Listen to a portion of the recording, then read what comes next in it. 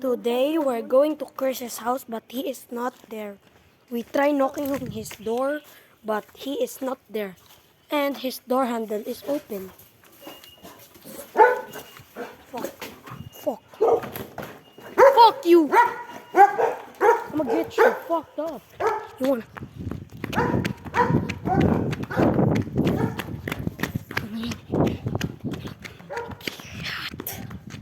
Joking!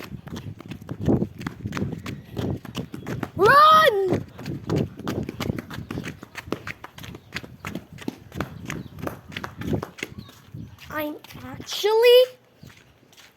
I'm actually scared. Yeah. New video now. Nice.